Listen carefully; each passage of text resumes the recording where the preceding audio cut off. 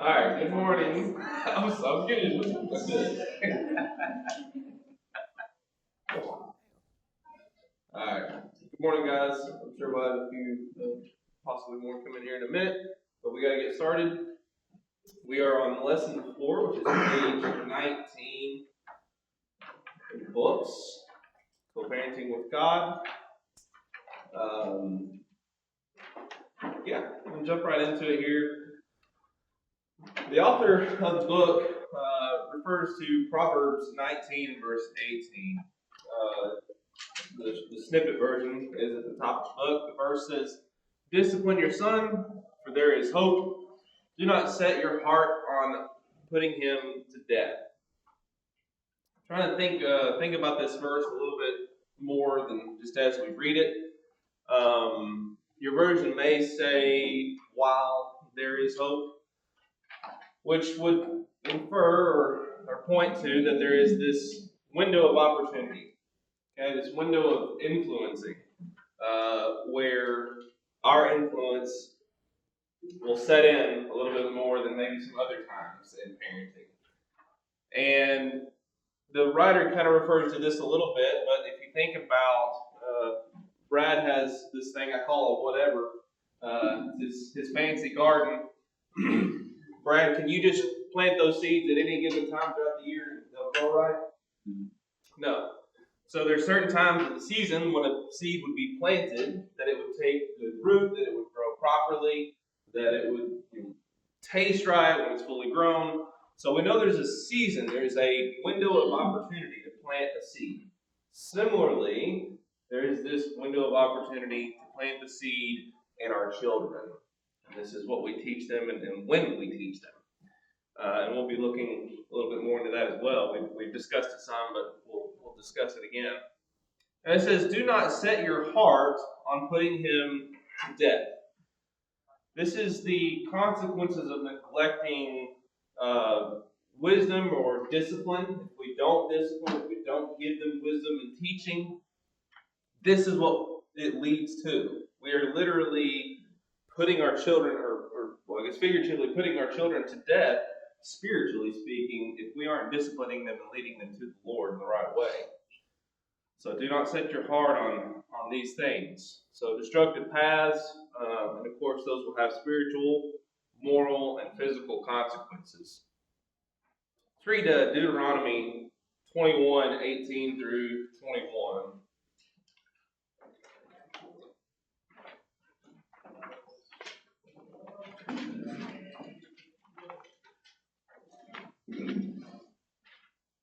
I had almost forgotten about this verse until I came across it, and I thought, man, that's pretty rough. The title of the little section there is actually called "A Rebellious Son." Someone care to read that for us? If a man has a stubborn and rebellious son who does not obey his father or mother and doesn't listen to them even after they discipline him, his father and mother are to take hold of him and bring him to the elders of his city, to the gate of his hometown. They will say to the elders of his city, "This son of ours is stubborn and rebellious. He doesn't obey us. He's a glutton and a drunkard." And all the men of his city will stone him to death. You must purge the evil from you, and all Israel will hear and be afraid. I have to wonder how many kids will be left in this next room here if we still vote by this. Might be a few mangled members in there. No, I'm joking, of course. But the seriousness of this. Think about how serious this truly is. How important discipline would have been, because if they didn't discipline properly or consistently all the things we've talked about, and then their son in this case or their child gets to the point where they don't listen at all. There's nothing they're going to adhere to. That's the next step. Take them to the elders, and they shall be stoned by the men of the city, or by the city, so that you purge the evil from your midst. So rather than have our children lost physically, spiritually, we're talking about purging that evil at a young age through discipline. King James reads just a little bit differently than what you have up there. not set your heart put him to death. It reads the last part that says, and let not your soul spare for his crying. Which leads to that. I mean, don't, if the kid's going to cry, don't get soft and not punish. Because you don't, that's still going to lead, it's the same principle, but, that reads really, really harsh, and rightly so. But this one, I think, at least to a younger parent, to a newer parent, maybe a little bit easier to understand. I mean, don't go soft and not punish your kid because they're crying. If you give into it, then what are you doing? Yeah, they can do what they want to do, and it's eventually going to lead to that anyway. Yep.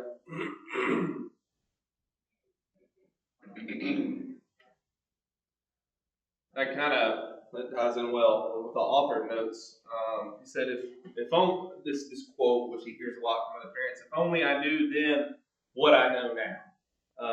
Speak the regret of many a parent who didn't seek wisdom from God or from others who have been down the parenting path. I know that's probably came from my mouth as well. I wish I knew early on what I know now about consistency, about disciplining the right way, because it would, maybe it'd make things a lot easier today in some cases. We hear this, and to Sam's point, we do see and experience conversations with people who say, well, it's just so hard to discipline, or I feel so bad about spanking my child or disciplining my child. I don't want to make him cry. I don't want to hurt their bottom or whatever. I think I can just talk to them, and then sometimes that works. Most of the time it don't. But we have to be consistent. We have to do it in that moment for what we talked about last class to save that child in the future from future pain.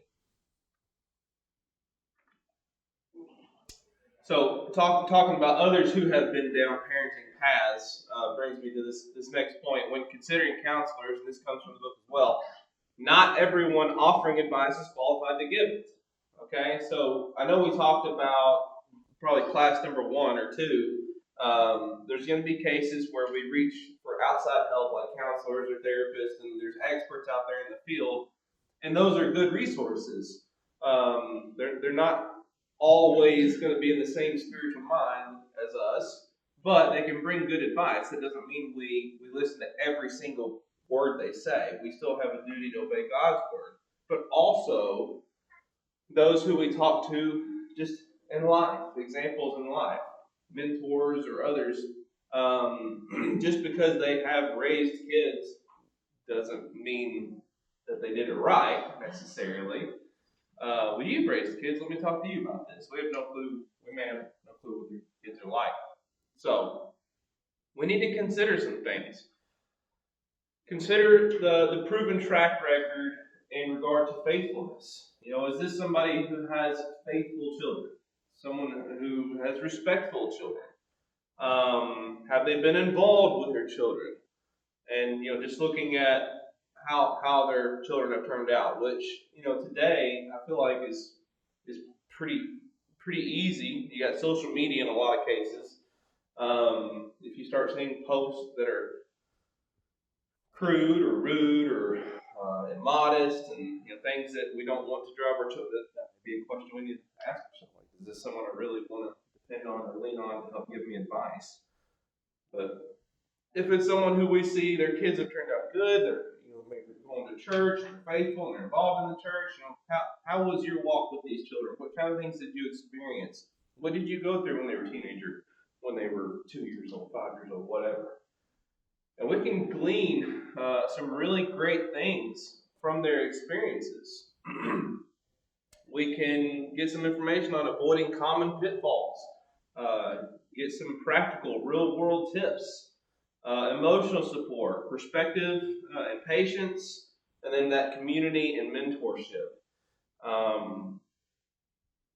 I don't know. There's been a few times in our life, like I know Daphne and I, when you think does anyone deal with this? Is it just us? And I'm going to talk about this here in just a minute. And we talk to some really dear friends who have grown children, and they start telling us stories about things they went through with their kids, and it's kind of like, oh, that makes you feel a little bit better. We're not alone after all. We can't get that sense of we're okay. People deal with this stuff and they get through it until we talk, until we lean on them and explore each other and get to know each other.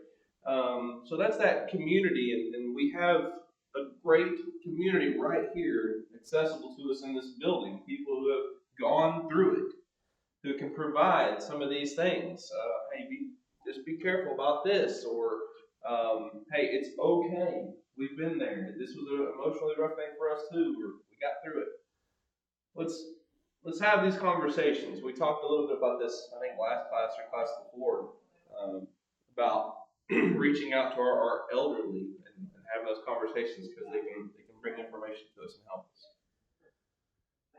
This is where I was going with that statement, though. I think we many times get into these ruts. Okay, I'm going to call these the devil's devices in our true and false section of the class this morning. So, true or false, since our children are individually unique, no one can relate to the situation we are in.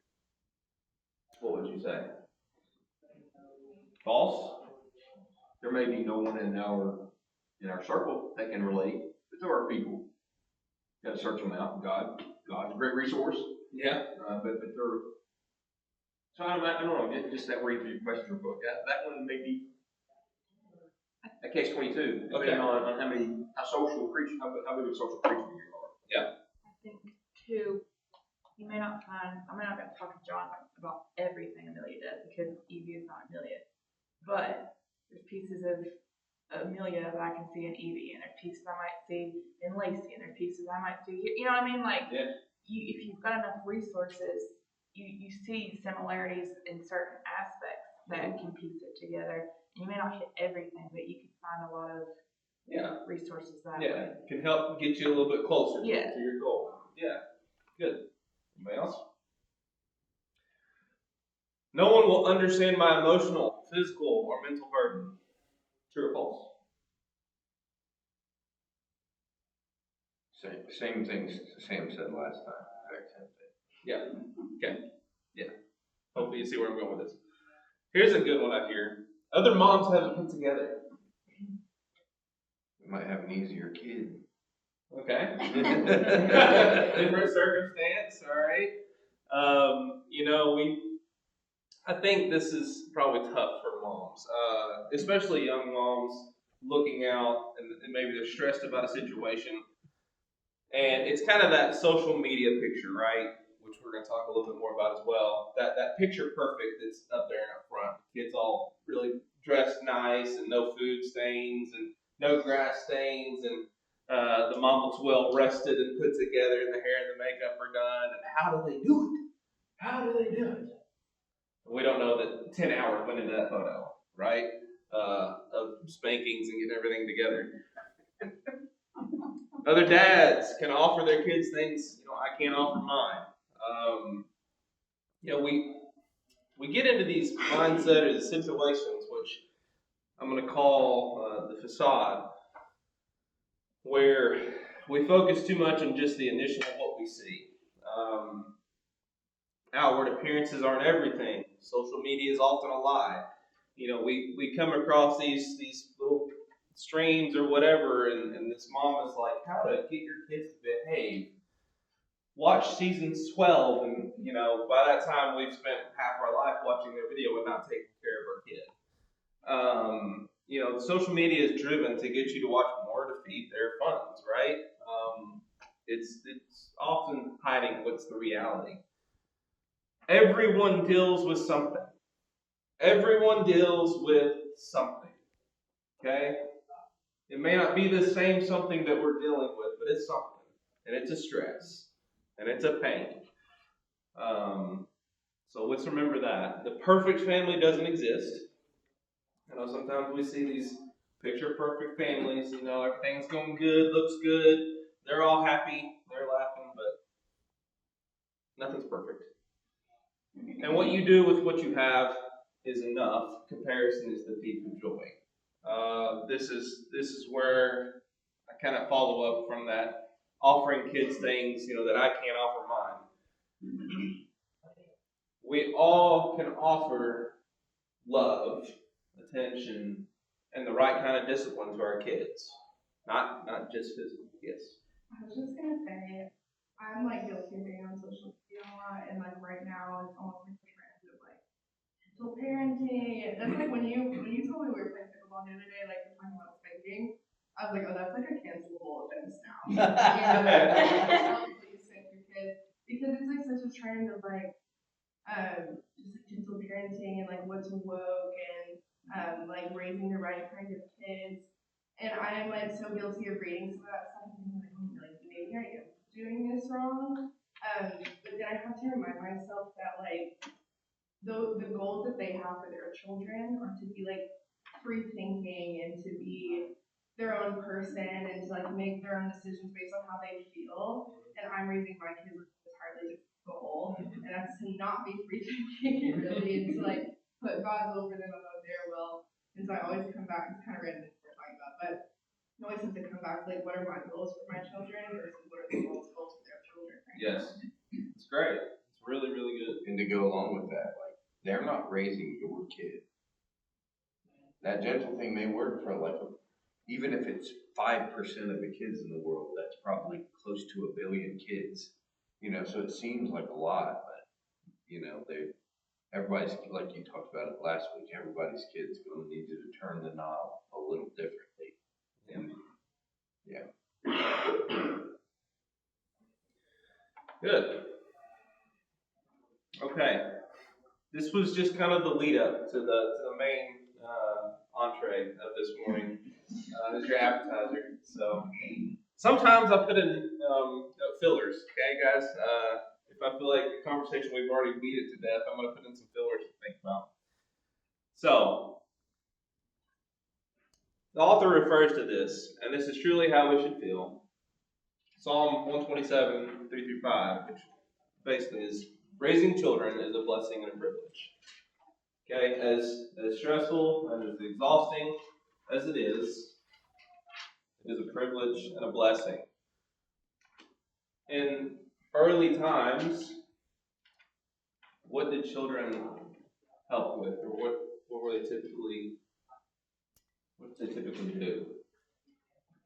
Talking like first century times, like kids were doing what with the family?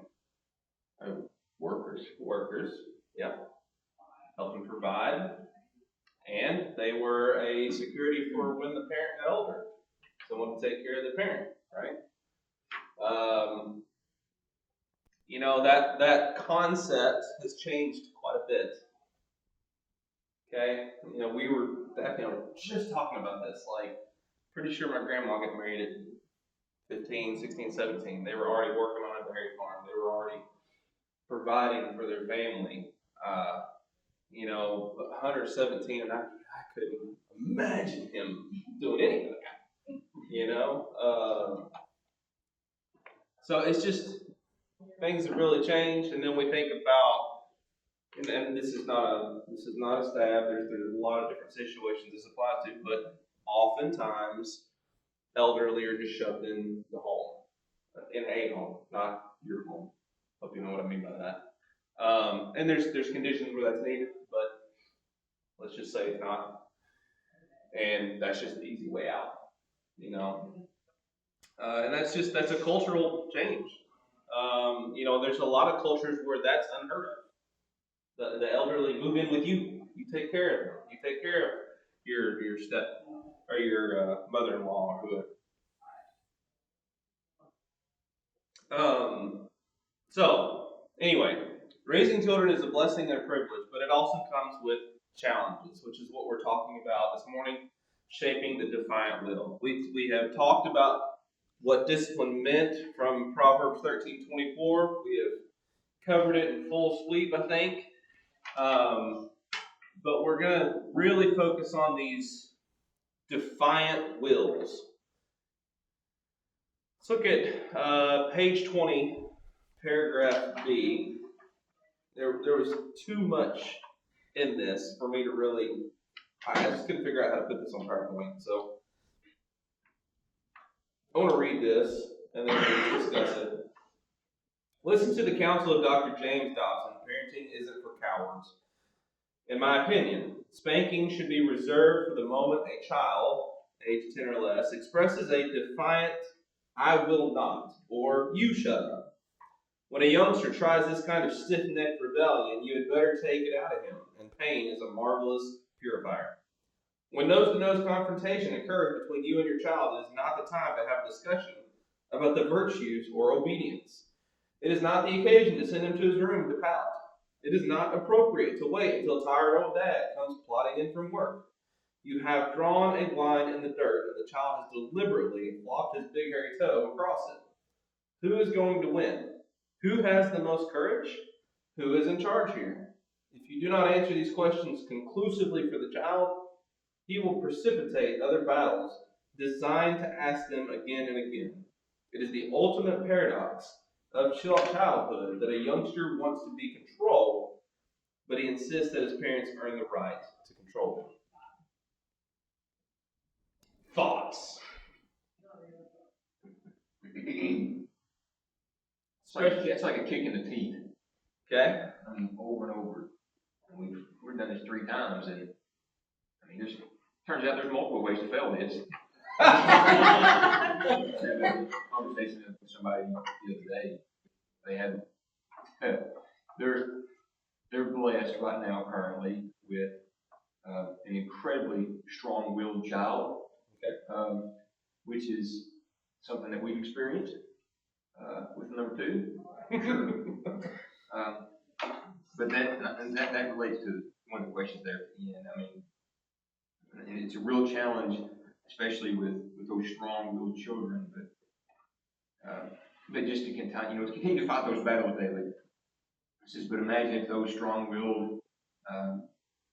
wills can be bridled by authority, and how useful that strong will can eventually be for the Lord.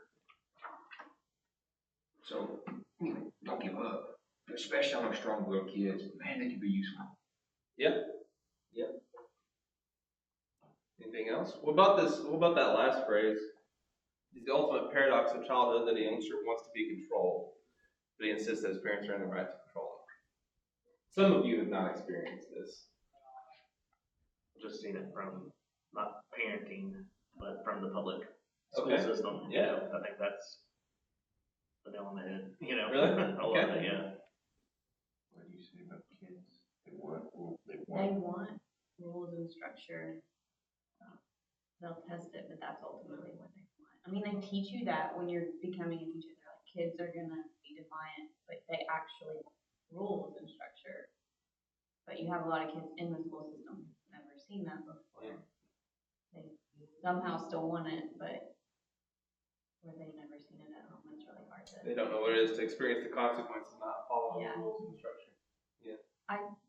I'm just now kind of seeing this with Presley, like she's starting to test the waters here. But I remember what both like my sister and the Moores have told us is that it's hard to discipline them when they're this young because they're still, sweet, little, cute. But if you're consistent when they're younger with this defiance, it's a lot easier when they're older. But if you wait until they're older, it's a lot harder to punish and show them that you're the one in authority because you've not shown them that before. But if you're real consistent when they're, 4 years old, it's easier when they get older. And Tara told us the same thing. Like, it was hard to discipline, cute little Jackson when he messed up, but now he's like a really good kid, and they were just really consistent with Jackson. But if they waited till he was 10 to start showing who's boss, it would have been harder for them. So that goes back to that top line, while there is hope, or for there is hope. 100% agree. I would say that myself, that it's disciplining early on, consistently, you will find an easier path as they grow older. And you will find that they respect you as they get older. If you do not provide them consistency, or stick to the consequences, they will not respect you. They will let you know. Alright. Okay, number 2 on the same page.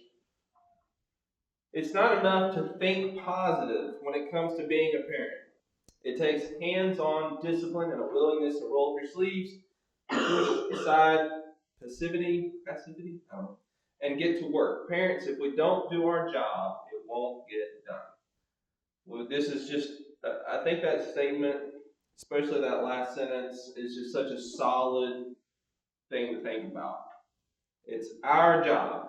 If we don't do our job, it's not going to get done. Okay? Thought that was a good thing. Yes. I have a question when it comes to the, so I very much believe in what everyone said, and the book said about consistency, especially with a strong-willed one.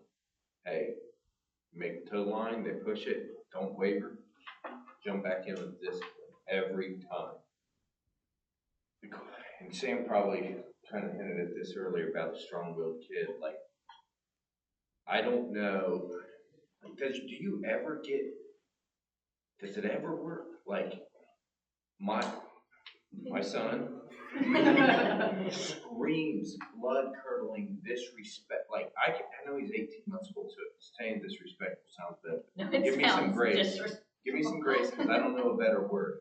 He screams like he's mad at you and he wants you to come into his room. And I discipline him for it, and she does too. And guess what? 2 hours later, he does it again. And the next night, he's going to do it again. He does it as if I never, ever disciplined him. So I'm like, well, is it even, if the consequence of not disciplining him is he screams his head off always, well, guess what? He's doing that anyway. So I'm like, am I boxing as one beating the air? You know, I don't box. You know what I mean? It's just, but you know what I mean? So I'm like, and then is it, I don't know. I've never felt worse at anything than, besides maybe trying a few times I've tried golf, than working with this child. And it's like, what am I doing? So does it ever work for some? So I'm going to remind you of something we said, which is you're not alone. Several have been through that. We went through that with Hunter. I don't know that we handled it the right way. I'm just being honest with you. He used to, blood curdling scream, and he would be hanging on to those rails, and like he's in prison, right? Like we've left him for dead. And one day we just said, we're just gonna let him scream. We're just gonna let him scream. We're not even gonna go in there. I mean, hours of screaming. Finally, it just went quiet. And so we got worried. We went to go check on him, and he had fallen asleep, still hanging on the rails. I mean, you're describing last night. And the thing is, He'll do it again. he'll do it again. Yeah. I don't know. He's trying to break it. And he working. may not do it when we first put him down, but he'll do it at 2 a.m. Like And then my thing it's is, inconsistent when he's gonna do it, but he's gonna do it. and then it's like, do I get in a standoff with an 18-month-old? Like, hey, dude, you want me to keep whipping you? I'll keep doing it. Or hey, you want me to come in here and keep scolding you? I'll keep doing it.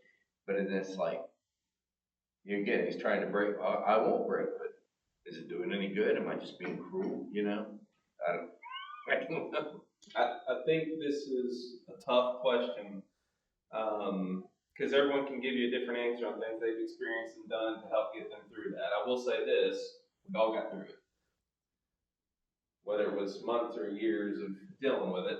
Well, I guess my question is, do you get through it and the child actually improves? I think so. Based on our experiences, Okay. Yes. That's encouraging.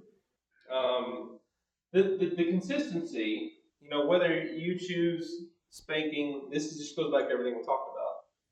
That's, verbal correction, physical correction, whatever.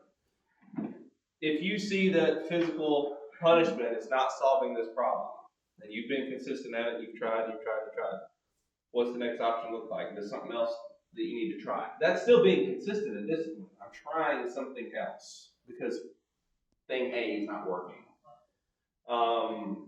Whether you decide to let him scream it out for 4 hours or not, that's your choice. I don't know if we did the right thing there or not, but he quit doing it. Some people say we traumatized him by doing that. He I don't traumatized know. you. But Traumatized your so it's tough, guys, and I don't envy what you're dealing with. We've been there.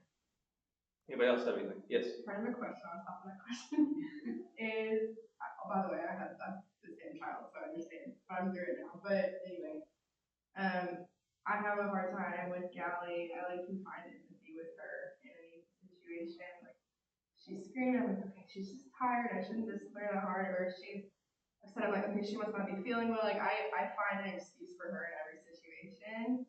And like, I want to teach her empathy in that way, but how do you balance teaching empathy while also teaching discipline if I don't have empathy with her? So I discipline.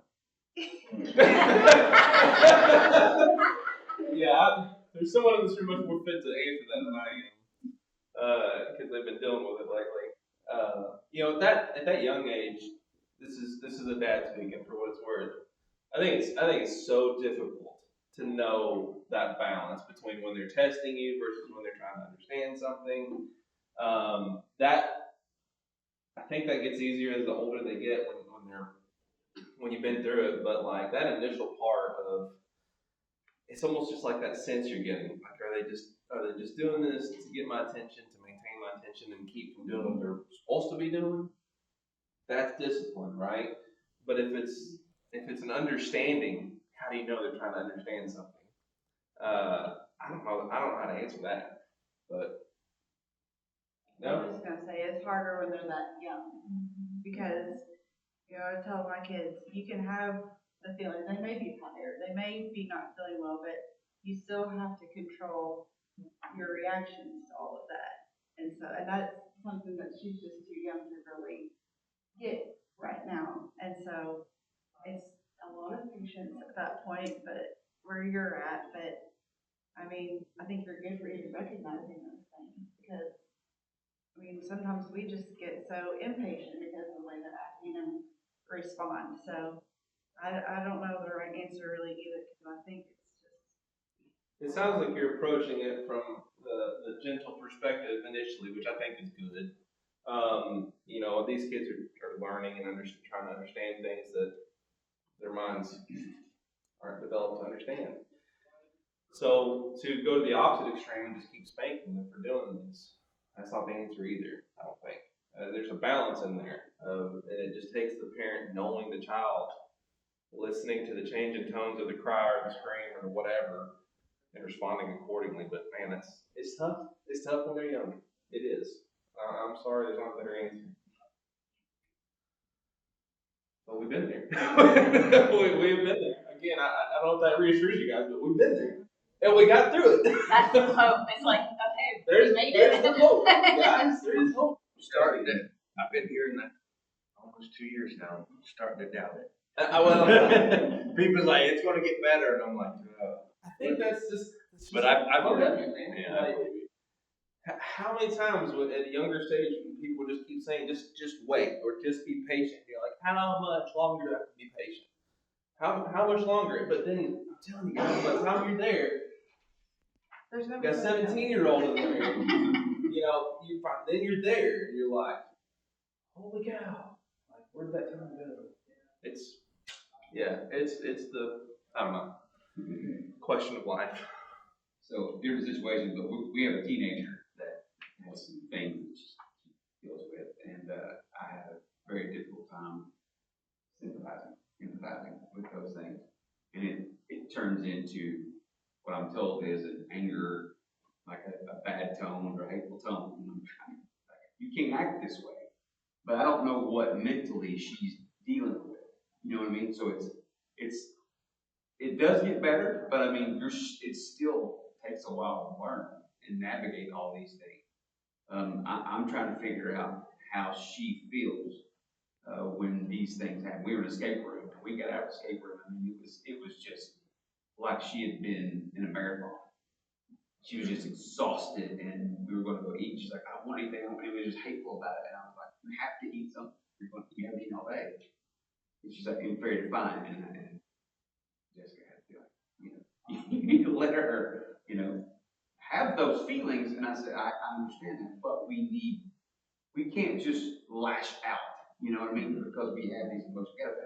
But a teenager, she's 13, she's trying to figure out all the changes that are going on with her right now. So it does last a little longer than the youth years, but I mean, I think empathy is something that.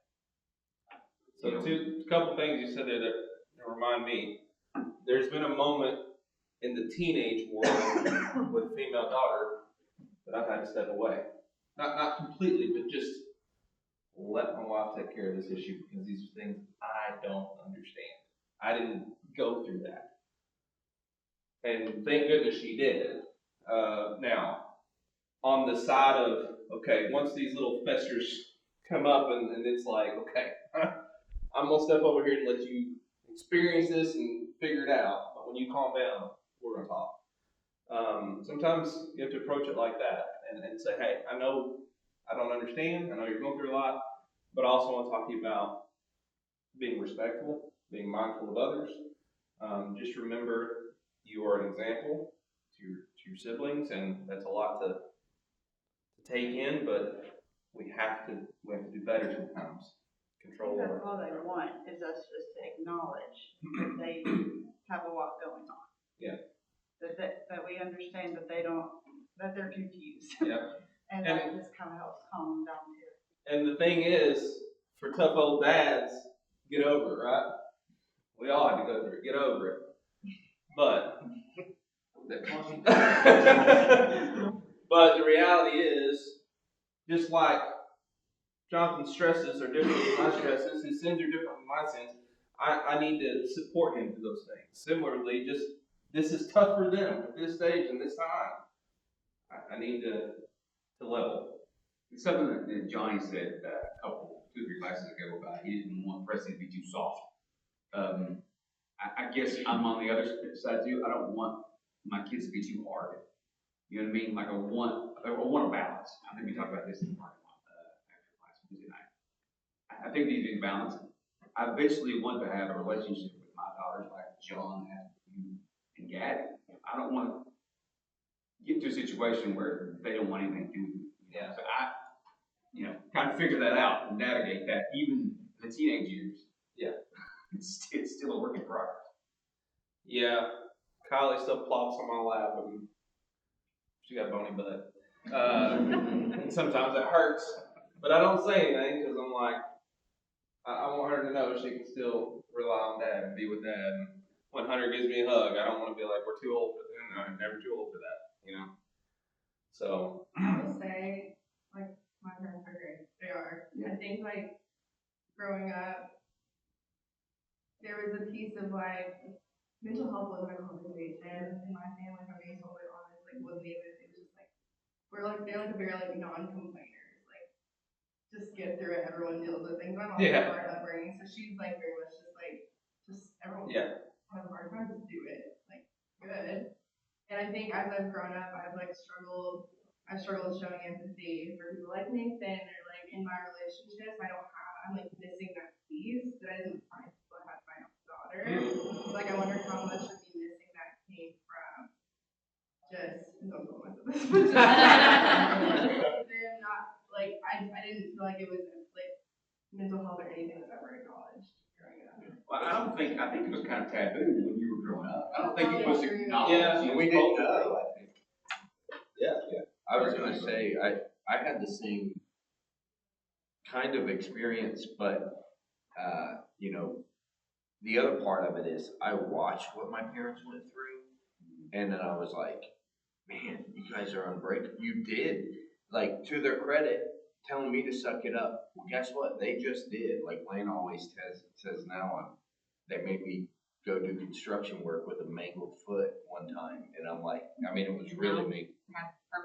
I do, but Dad did the same thing, put his work boots on over a black and blue ankle and went to work,